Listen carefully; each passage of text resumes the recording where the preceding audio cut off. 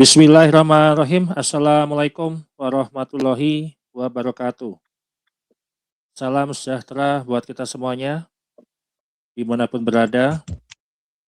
Sahabat Charlie dan juga sahabat dari Guru Gembul atau di channel Gembulikum. Semoga selalu dalam keadaan sehat walafiat dan dalam lindungan Allah Subhanahu wa Ta'ala. Amin, amin, ya Rabbal 'Alamin. Baik, pada tema kita hari ini itu terkait tentang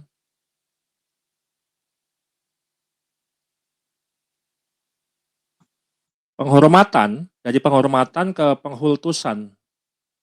Bahaya menjadikan figur religius cinta habaib sebagai sandaran iman. Dan kita akan membahasnya dalam fokus tema kita hari ini. Fokus pada batasan dalam menghormati keturunan Nabi atau ulama agar tidak jatuh pada penghultusan yang melanggar prinsip keislaman. Apalagi sampai menjadikan Habib Ba'alawi yang bukan keturunan Nabi sebagai sandaraan keyakinan dan kepastian kepada Allah Subhanahu wa Ta'ala. Dan yang kita ambil hari temanya ini bukan soal benci, tidak suka terhadap habaib atau benci terhadap personal, tapi soal menjaga tauhid agar tidak tergelincir oleh cinta yang salah arah. Dan kita akan bertanya langsung kepada narasumber kita pada episode kali ini, Haji Ubaidillah Tamamunji. Bagaimana memahami peta masalah kita pada hari ini dari penghormatan ke penghultusan. Nah, kalau kita bicara menghormati keturunan Nabi, ya anggap saja kita tidak sedang membicarakan Ba'alawi, artinya kan seluruh keturunan Nabi pada umumnya itu seharusnya seperti apa Pak Gai? Sehingga di titik ini kita bisa membedakan penghormatan dan dengan penghultusan. Dan nampak fenomena polemik nasab ini, penghormatan khususnya kepada klan Ba'alawi ini sudah berubah menjadi sebuah penghultusan. Ketaatan tanpa kritik, pembelaan tanpa batas. Dan ciri bahayanya, tokoh dianggap selalu benar, kritik dianggap dosa, logika dan bukti juga ditinggalkan. Berarti problemnya sebenarnya bukan pada Habibnya Pak Gai, tapi pada cara umat memposisikan Habib itu sendiri dan bagaimana posisi ini menurut kajian yang seharusnya menjadi patokan kita Pak Gai, umat kita yang ada di Indonesia ini. Monggo Pak Gai. Terima kasih Mas Erli. Saya ingin memulai dengan sebuah penegasan, Mas. Tentu kita semua secara etik punya tanggung jawab dan kepedulian terhadap dzurriyyah Nabi, Mas. Itu pun harus dalam koridor yang benar. Apalagi kepada mereka yang bukan cucu Nabi, Mas. Kita punya kehati-hatian terhadap dzurriyyah Nabi. Tetapi harus dalam koridor yang benar. Koridor yang benar itu dalam kerangka kemanusiaan, keadilan, dan kesetaraan yang dibenarkan, Mas.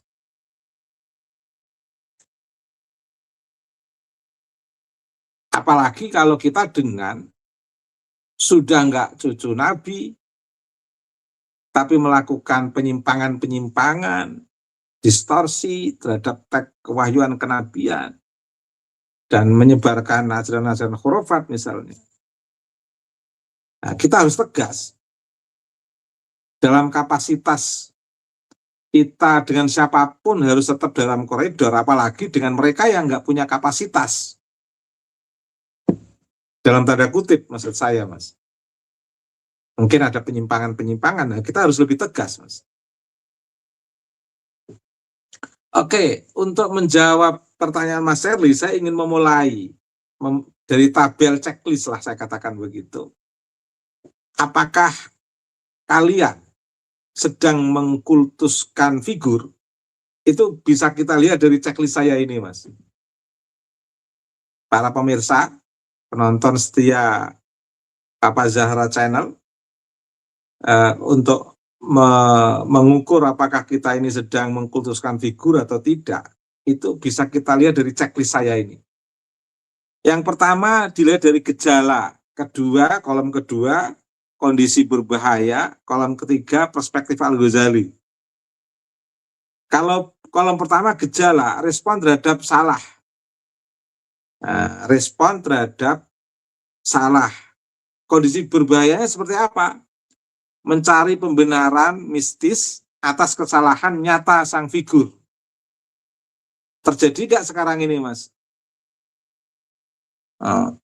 Terjadi sekali, berbahaya sekali itu. Mencari pembenaran mistis atas kesalahan nyata sang figur. Salah dibenar-benarkan. Bacaan Qur'annya amburadul, dicari-cari pembenaran. Kalau sebenarnya itu bukan salah misalnya. Cara menafsirkan, cara mengkaji, cara memberikan perspektif keagamaan misalnya. Amburadul. Nah, itu kondisi yang sangat berbahaya, Mas. Padahal, dan orang yang seperti itu posisinya seperti apa? Orang yang betul-betul melakukan kondisi yang berbahaya yang saya sebut tadi. Mencari pembenaran mistis atas kesalahan nyata sang figur. Perspektif Al-Ghazali, orang seperti itu adalah orang yang sedang melakukan khianatun lil aqli. Pengkhianatan pada akal, Mas. Keras sekali. Makanya Al-Ghazali di kitab Al-Munqidh wan Dhalal itu sangat tidak setuju pemaksuman itu, Imam Maksum. Kita sebagai pengikut Ahlussunnah wal Jamaah jelas tegas kita percaya kemaksuman Nabi dan Rasul, tapi selain Nabi dan Rasul nggak ada yang maksum, Mas. Oke, sekarang yang kedua, gejala yang kedua dari sumber ketakutan. Kondisi yang berbahaya apa? Lebih takut pada kualat atau doa buruk figur daripada murka Allah. Terjadi di tengah masyarakat kita loh, Mas. Itu kondisi yang sangat berbahaya. Iya. Lebih takut pada kualat daripada atau doa buruk figur tertentu daripada murka Allah. Seolah-olah murka Allah itu diabaikan, terus takut kualat itu dikedepankan dalam memorinya, Mas. Atau takut doa buruk figur, misalnya. Oh, ini kondisi berbahaya. Nah, pada posisi seperti itu sebenarnya orang sedang fasad tauhid. Rusaknya tauhid, Mas. Kemudian gejala yang ketiga, dasar keyakinan. Kondisi berbahaya seperti apa? Pokoknya kata beliau, tanpa peduli kesesuaian dengan Al-Quran atau tidak, Mas. Terjadi nggak di tengah masyarakat kita ini, Mas? Ya, betul. Sangat terjadi. Berbahaya sekali itu. Kondisi berbahaya itu. Butuh keterlibatan para kiai yang peduli terhadap pencerahan masyarakat untuk membebaskan dari hal-hal yang membahayakan ini. Kalau istilah Al-Ghazali itu menyebut dengan istilah taklidu a'ma, taklid buta, Mas. Oke, gejala yang keempat, sikap intelektual. Kondisi berbahayanya seperti apa? Memusuhi setiap orang yang bertanya kritis tentang sang figur. Nah, itu terjadi sekali. Terjadi di tengah masyarakat kita ini, Mas. Paling banyak tuh Pak Kiai. Iya, ini kondisi berbahaya sekali ini sekarang ini. Dan posisi seperti itu akan membuat suasana hujubul jahli, tirai-tirai kebodohan, Mas. Berbahaya sekali itu kalau betul-betul di depan mata itu, Mas. Oke, saya punya roadmap kembali ke iman yang rasional, Mas. Nah, langkah-langkah praktis, ini tahapan Ghazalian. Nah, laki-laki saya Al-Ghazali nih, Mas. Tahap pertama, tahapan tasfiyatun niyah, tahap purifikasi niat, Mas. Pembersihan niat. Untuk membersihkan niat ini harus bagaimana? Allahu huwal maksud. Allah huwal maksud. Allah adalah zat yang menjadi tujuan kita, yang dituju. Bukan manusia yang dituju, tapi Allah. La ma'buda illallah, la mawjuda illallah. Tidak ada yang disembah dengan cara yang hak kecuali Allah. Tidak ada yang wujud dengan benar kecuali Allah. Tindakan yang harus dilakukan dalam posisi tasfiyatun niyah ini apa? Pastikan tujuan belajar atau mencintai figur adalah untuk mendekatkan diri kepada Allah. Bukan untuk mencari perlindungan atau syafaat fana dari manusia. Nah, ini tindakan yang harus kita lakukan. Langkah pertama, Mas. Untuk bebas dari tadi figuratif, tokoh figuratif, pengkultusan yang itu tanpa disadari juga memaksumkan itu, Mas. Kecuali dengan para nabi, sekali lagi ini saya ulang-ulang biar gak salah paham. Tahap kedua, tahap validasi dalil at-tasabut. Teks Arabnya seperti apa? Hatu burhanakum. Tindakan yang harus kita lakukan apa? Setiap ucapan figur yang berkaitan dengan hukum atau akidah wajib dikonfirmasi dengan Al-Quran dan Hasna'at Turos yang sudah dipahami bersama, disepakati bersama para ulama-ulama penanda zaman. Baik dari Asy'ariyan, Ghazalian maupun Syafi'iyan, atau dari imam mazhabnya secara langsung. Jangan menerima informasi hanya karena siapa yang bicara, Mas. Berbahaya, kata ini, kata ini, kata ini. Orang mengatakan sesuatu itu bisa jadi karena kontekstual. Kalau saya ceramah di sebuah mimbar, pada sebuah mimbar, di situ ada Sohibul Bait, ya tentu saya akan menghormati Sohibul Bait, Mas. Tapi bukan berarti itu nanti kemudian menjadi alat glorifikasi.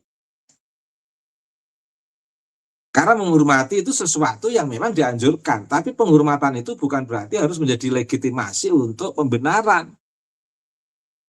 Untuk isbat misalnya. Saya menulis buku mengutip pendapat Habibah Alwi, tentu saya akan menulis sesuai dengan nama yang saya kutip. Dengan sederet marga misalnya. Tapi bukan berarti saya mengisbat. Kalau saya mengutip dengan nama yang sudah masyhur di zaman saya, yang itu bisa saja kontekstual, bisa saja terjadi perubahan, itu, Mas. Nah, tapi bukan berarti menjadi sandaran utama seseorang itu. Nah, makanya jangan menerima informasi hanya karena siapa yang bicara, Mas. Bahaya itu. Semuanya terukur dari perspektif ilmu pengetahuan dan ketakwaan. Orang bisa salah, orang bisa lebih bersikap pada kontekstualitas, bukan karena isbat, bukan karena menetapkan, Mas. Saya berpelukan dengan seorang Habibah Alwi. Bukan berarti di situ terus kemudian orang mengatakan, oh itu Kang Obed berpelukan. Dia mengakui itu. Nah, nggak bisa begitu, Mas. Kita semua ini standar ukurnya adalah keilmuan. Itu. Tahap ketiga, aktivasi akal kritis. I'malul akal. Teks Arabnya seperti apa? Afala ta'qilun.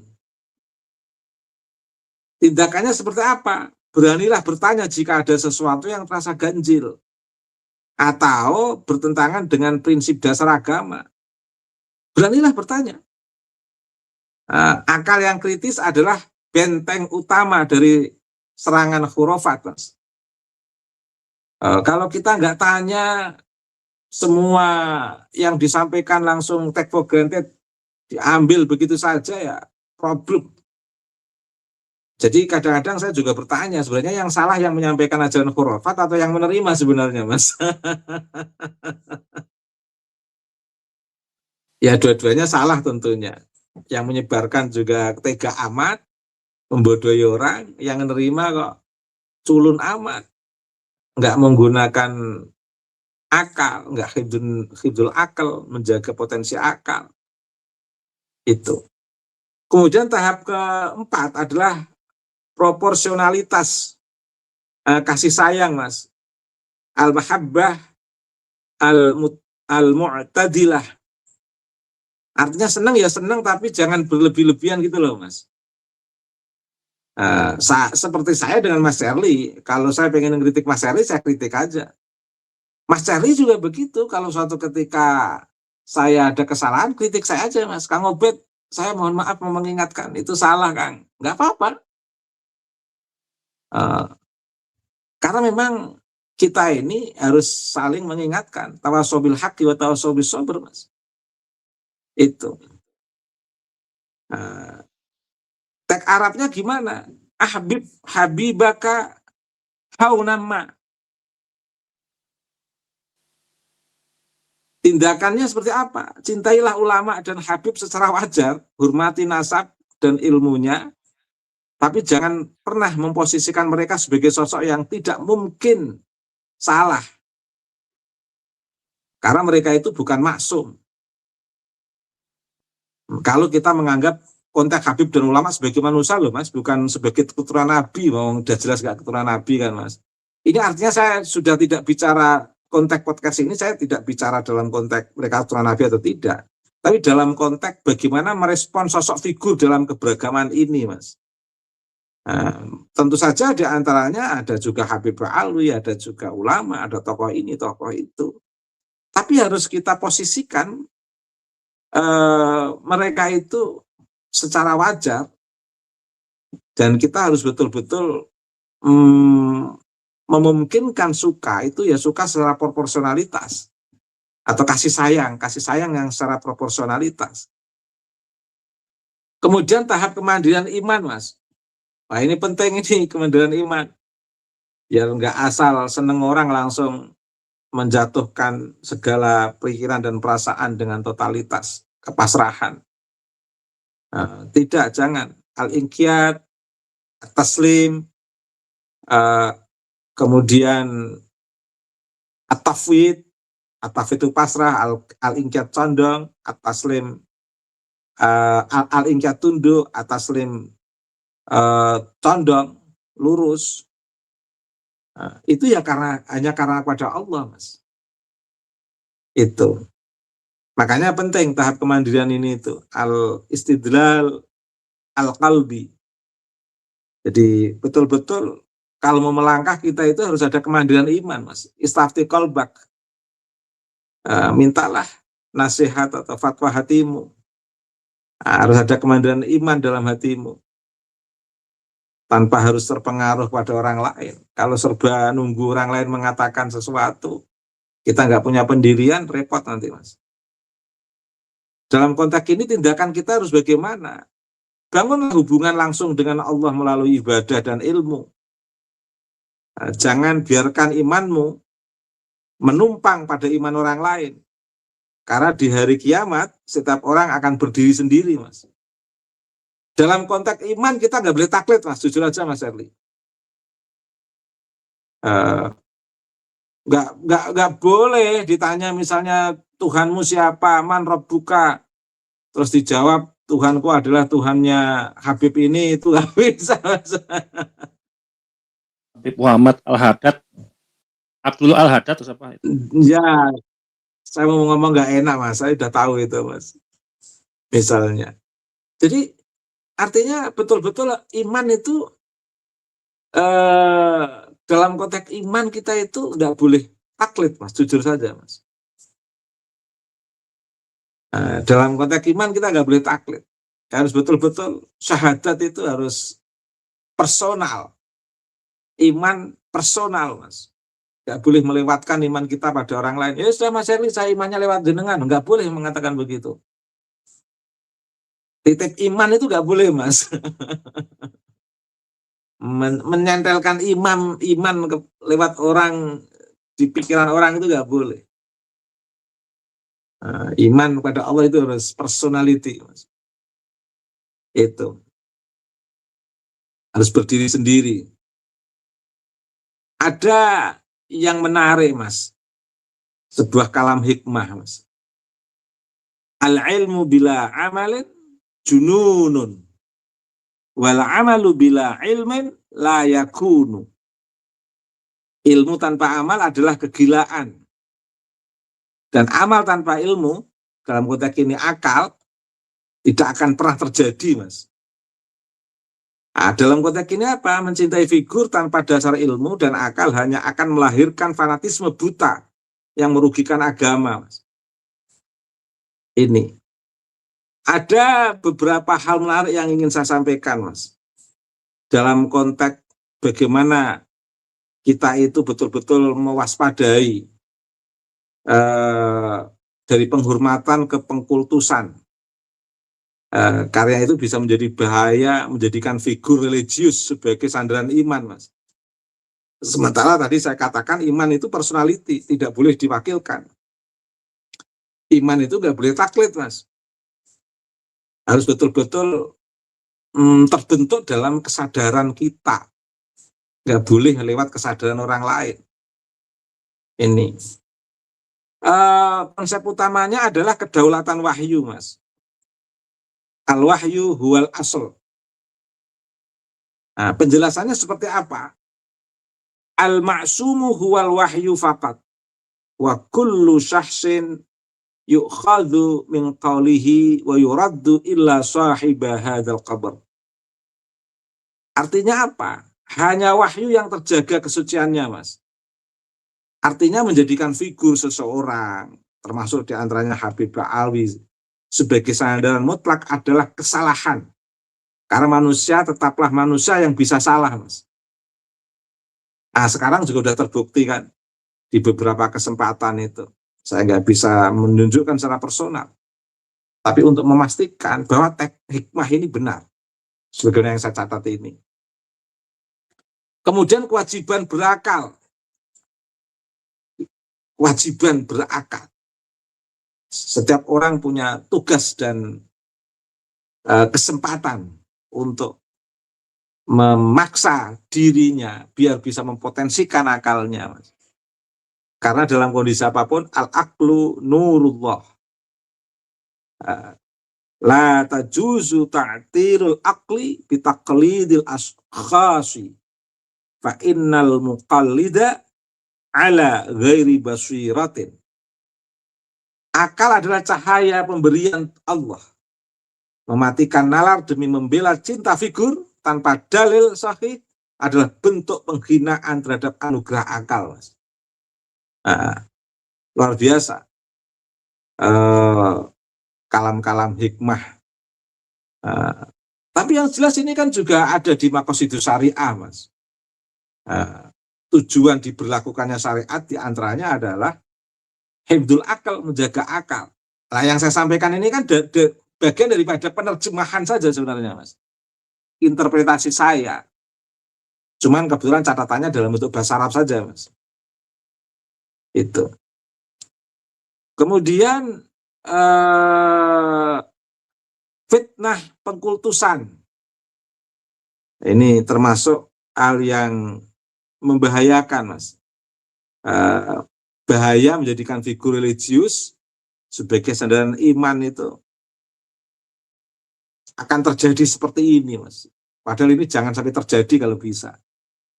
Yaitu khafwarul hulwi fis salihina. Penjelasannya seperti apa? Dalam konteks ini itu mujawazatul haddi fi mahabbatil khalqi tuaddi ila nisyanil khaliqi wa taqdisil bashari. Dalam konteks ini itu berlebih-lebihan dalam mencintai manusia, hulun, dapat menyebabkan seorang lebih takut tunduk kepada figur tersebut daripada kepada perintah Allah. Ini bahaya sekali ini, Mas. Bahaya sekali. Kemudian kebenaran versus figur jadinya nanti kalau terjadi. Dan bahaya sekali peristiwa-peristiwa. A'rif al-haqqa ta'rif ahlahu. Al-haqqu la yu'rafu birrijali bal ar-rijalu yu'rafuna bil haqqi. Kita harus memahami ini, Mas. Jangan mengukur kebenaran dari siapa yang bicara terkait dengan nasab, gelar, tapi ukurlah manusia dari kesesuaian tindakan mereka dengan kebenaran al-haq. Nah, kalau kita nggak bisa seperti ini, wah pasti akan lari kepada pengkultusan individu, Mas. Ini kan arah strategi, istilah saya itu, untuk menghindari hal-hal yang membahayakan, yang mengancam iman kita kepada Allah. Terakhir, tujuan akhir iman itu adalah al-ibadatu lillah wahdah. Ta'alluqul qalbi bi ghairillahi syirkun khafiyun yahdimu asasat tauhid. Jadi iman harus bersandar pada Allah. Ketergantungan batin yang berlebih pada figur religius berisiko menjadi syirik khafi, syirik yang tersembunyi. Makanya semuanya harus berlangsung secara proporsionalitas, Mas. Berdasarkan bila ilmi wa tuqa. Jangan sampai melampaui dengan melampaui tek-tek yang saya sebutkan tadi itu. Karena itu bisa mengancam posisi keimanan kita. Akan membuat akal lumpuh. Akan membuat figur disembah. Kemudian akan terjadi taklid buta, Mas. Akan terjadi iman buta bukan kepada Allah tapi kepada manusia. Repot kalau udah seperti ini, Mas. Itu. Jadi betul-betul bahaya menjadikan figur religius sebagai sandaran iman. Karena itu akan mendistorsi keimanan kita itu sendiri, Mas. Oke, itu aja, Mas, sebagai pengantar, barangkali bisa didiskusikan. Baik. Nah, ini tema yang menarik, Pak Kiai. Ini dari udah berapa ya? Udah hampir 2 minggu, seminggu lah. Pak Kiai mempunyai kajian terkait 7 bahayanya Habib Ba'alawi bagi umat. Ini kajian sangat menarik kalau kita lebih dalam untuk dikaji gitu kan. Dan yang tadi Pak Kiai sampaikan, tauhid bergeser dari Allah ke figur. Kemudian muncul keyakinan yang implisit. Ini bukan syirik terang-terangan tapi hulu atau berlebihan. Nah, saya ingin masuk sedikit ke wilayah yang agak sensitif, Pak, yang paling penting dalam kita bicara tauhid ya. Apa dampaknya terhadap tauhid ketika seseorang merasa aman itu bukan karena Allah, tapi karena sudah ikut Habib tertentu. Habib ini loyal. Terus kemudian mereka satu komando dengan imam besar. Artinya sudah bela Habib tertentu lah. Artinya mereka merasa aman gitu loh. Kalau secara secara keimanan mereka percaya bahwa Habib ini cucu Nabi. Nah, ini dampaknya apa, Pak Kiai terhadap kita bicara konteks tauhid ya?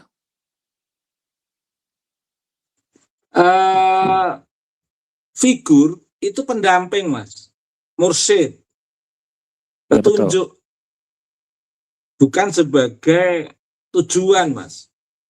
Tujuannya kita ke Allah. Al-ghayah itu Allah. Al-wasail bisa dengan ilmu, takwa, guru gitu. Saya percaya guru, saya lewat guru, saya sekarang jadi guru loh, Mas. Saya mencintai guru-guru saya masih bertawasul, saya masih berhadrah. Karena memang tradisi itu kita ngilmoni betul-betul menghormati guru itu Istilah Imam Ghazali itu kan, saya percaya itu. Guru itu seperti abu ruh, bapaknya roh, Mas. Namanya bapak kan pendamping, Mas. Bagaimana mendampingi dari proses pertumbuhan awal sampai pertumbuhan dewasa, kan meminjam istilah pendidikan itu, Mas. Dalam konteks parenting itu, Mas. Jadi guru itu pendamping, Mas. Sama seperti orang tua itu pendamping. Bukan sebagai tujuan, karena al-ghayah Allah, Mas. Al-ghayah Allah. Sama negara pemerintah Indonesia itu pendamping kita. Demokrasi itu wasilah. Nation state itu wasilah, civil society itu wasilah, nasionalisme itu wasilah. Guru itu juga wasilah. Perantara, Mas. Media untuk menuju Allah. Karena hakikatnya kita ini adalah minallah ma'allah ilallah. Dari Allah bersama Allah akan kembali ke Allah. Antar manusia itu kan proses pendampingan, proses pembebasan, proses pencerahan. Ta'awanu 'alal birri wa taqwa, untuk saling tolong-menolong dalam konteks kebaikan dan ketakwaan. Tawassaw bil haqqi wa tawassaw bis sabr, dalam konteks untuk saling mengingatkan dalam kesabaran dan dalam kebenaran. Itu, Mas. Jadi posisi kita ini posisi pendamping. Suami pendamping istri, istri pendamping suami, guru pendamping murid. Suatu ketika murid juga bisa mendampingi guru, kan, Mas. Entah di antar saat pengajian atau di antar saat pergi kemana misalnya. Itu posisinya begitu, bukan sebagai tujuan, Mas Erli.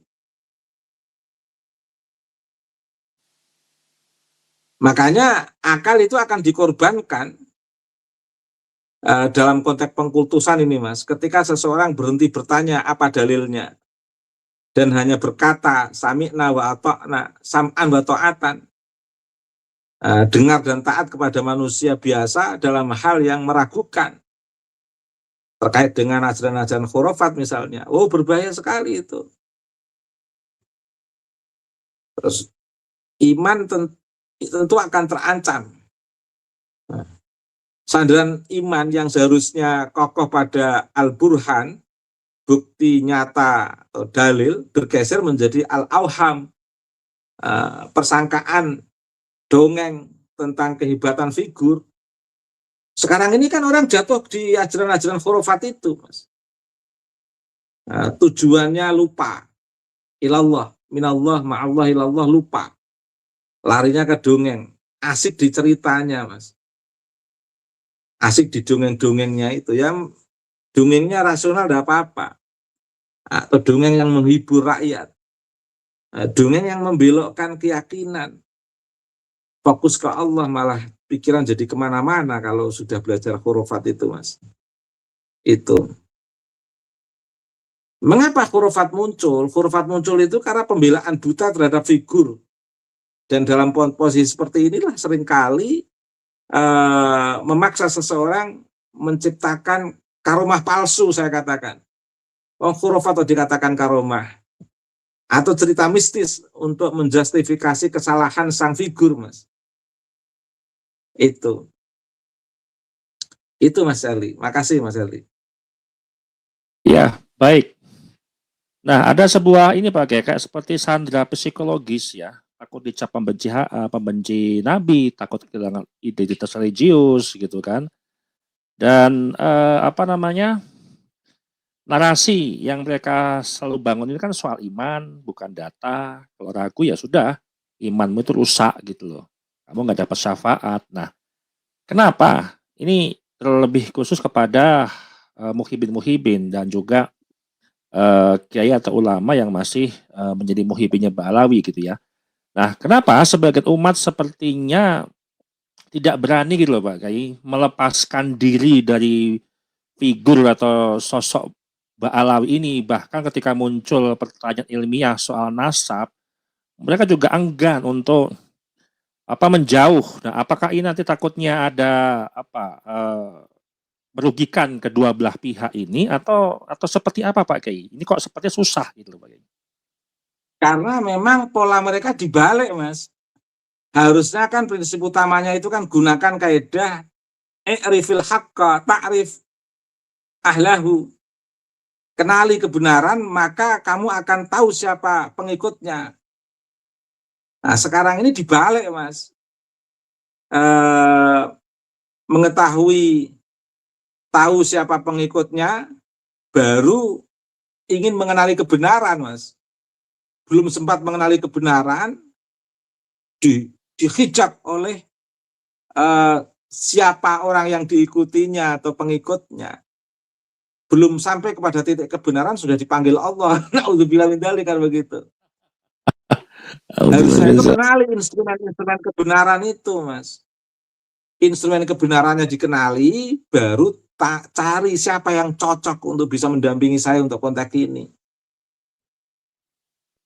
Kan kita itu pengen, misalnya saya pengen bisa tenis meja. Saya itu kan harus lihat orang tenis mejanya bagus itu siapa.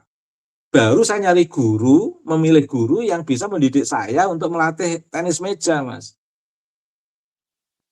Langsung belajar tenis meja, belum mengenali kebenaran permainan tenis meja yang baik, repot, Mas. Belajar, artinya belajar asal-asalan itu nanti, Mas. Belajar pencak silat misalnya, belum mengenali kebenaran keahlian seseorang itu, langsung berlatih dengan seseorang, kan repot, Mas. Makanya sebelum belajar dengan guru itu dikenali dulu siapa gurunya itu, jangan langsung belajar, Mas. Kan ada di ta'lim muta'alim itu, alala tanalul ilma illa bisittatin saumbika majmu'iha bibayani zakain wa hirsin wa astibarin wa bulghatin wa irsyadu ustadzin wa tulis zamani. Irsyadu ustadzin, petunjuk guru, itu penting. Nah, tapi kita harus mengenali sebelum berguru sama seseorang. Sebelum mengambil private dengan seorang guru ahli matematika kan harus tahu keahliannya, Mas. Nah, sebelum belajar apapun kepada siapapun, harus tahu ukuran kemampuan seseorang yang akan menjadi pendamping yang akan kita jadikan sebagai guru kita itu, Mas. Jangan dibalik. Mengapa yang ditanyakan Mas Heri itu terjadi? Karena dibalik-balik, Mas. Harusnya i'rifil haqqa ta'rif ahlahu. Nah, dibalik ta'rif ahlahu i'rifil haqqa, kebalik malah. Repot kalau begitu. Nah, ini ada kritik keras, Mas. Jadi membela kesalahan seseorang figur dengan dalih karomah atau rahasia batin adalah bentuk khianatun lil aqli. Pengkhianatan terhadap akal, Mas. Orang salah kok dibela-bela. Ajaran-ajaran khurafat kok dibela-bela. Sampai mantok-mantok lagi. Nah, solusinya gimana? Ya, ini kan kita komitmen tidak menebar kebencian, Mas. Kita ini kan memberikan edukasi dan solusi. Nah, solusinya adalah kembalikan fungsi ulama sebagai mursyid, pembimbing menuju Allah, bukan sebagai ma'bud, sesuatu yang disembah, dikultuskan, Mas. Nah, jadi orang itu jangan dijadikan ma'bud, sesuatu yang disembah. Yang disembah hanya Allah, Mas. Jadi orang ulama itu posisinya sebagai pembimbing, Mas. Sebagai mursyid.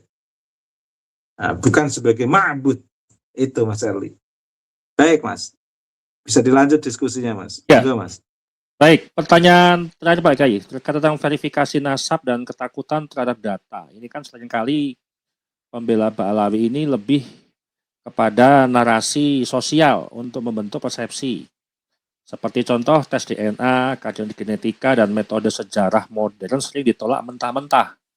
Bahkan tidak menjelaskan metodologinya, bahkan mereka sering mengutip, ya, ulama-ulama besar, kemudian mengutip ilmuwan-ilmuwan dunia gitu ya. Nah, kenapa verifikasi ilmiah ini justru dianggap ancaman iman Pak Kiai bagi mereka? Sehingga mereka membuat narasi ini untuk meyakinkan publik, membentuk sebuah persepsi gitu Pak Kiai. Nah itu seperti apa Pak Kiai? Ya, itu artinya sudah jatuh mereka, Mas. Sudah jatuh pada kultus individu, Mas. Takdisul bashar yang saya sebutkan tadi.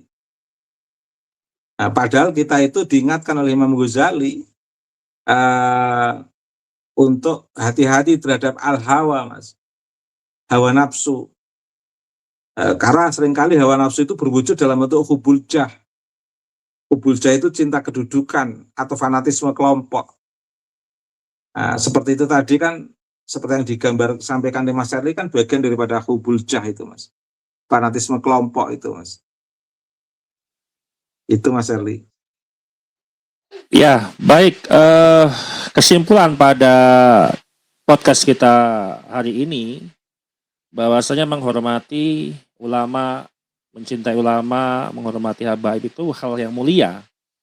Tapi sebenarnya yang menjadikan Habib sebagai sandaran iman, ini yang menjadi bahaya. Jadi apa yang sampaikan Pak Kiai Ubaidillah tadi, 7 bahaya Habib Ba'alawi yang hari ini, yang hadir di tengah-tengah umat, itu dampaknya nyata.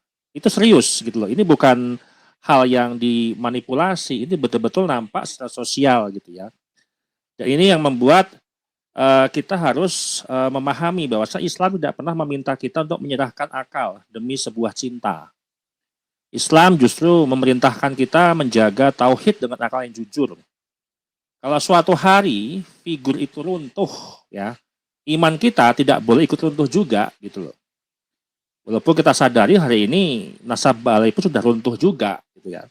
Nah, karena iman sejati tidak bergantung pada manusia, tapi hanya kepada Allah Subhanahu wa Ta'ala. Baik, demikian yang bisa kami sampaikan. Terima kasih Kiai Ubaidillah yang sudah memberikan refleksi dari 7 bahaya Habib Ba'alawi bagi umat. Dan kita akan kembali lagi di episode-episode berikutnya, tentu di channel Papa Zara dan channel Gembulikum. Akhir kata saya ucapkan wassalamualaikum warahmatullahi wabarakatuh. Assalamualaikum warahmatullahi wabarakatuh. Makasih Mas Charlie.